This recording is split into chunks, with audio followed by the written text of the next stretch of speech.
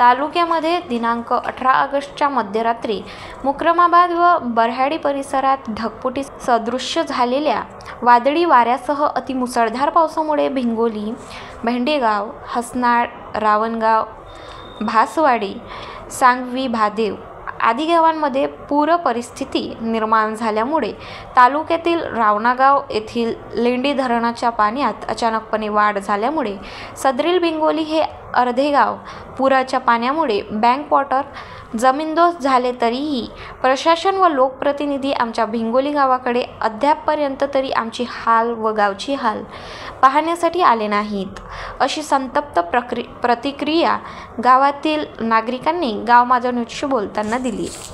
भिंगोली गावातील विदारक चित्र पाहून अंगावर काटा आल्याशिवाय राहत नाही.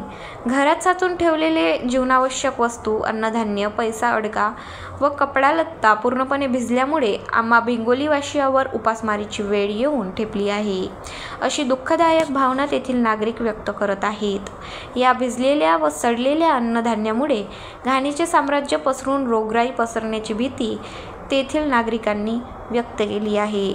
या गावातील पुराच्या पाण्यामुळे संसार उघड्यावर आल्याचे भयावह चित्र पाहायला मिळत आहे व प्रशासन भिंगोली गावातील लोकांचे मुळदे पडण्याची वाट बघत आहे का, हे सरकार असा संतापजनक व सवाल प्रशासनाच्या बाबतीत व्यक्त करत आहेत.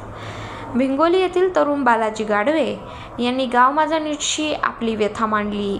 आमचे प्रतिनिधी मुखेड येथील तहसीलदार राजेश जाधव यांच्याशी भ्रमणध्वनीद्वारे संपर्क साधला असता तहसीलदार यांनी भिंगोली येथील एकही नागरिक मावेजा पासून वंचित राहणार नाही, अशी ग्वाही तहसीलदार राजेश जाधव यांनी गाव माझा न्यूजच्या प्रतिनिधींशी बोलताना सांगितले.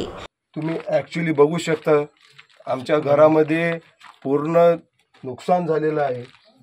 आमच्या भिंगोली या गावामध्ये वैयक्तिक म्हणजे जीवितहानी झाली नाही म्हणून प्रशासन आमच्याकडे दुर्लक्ष करते का?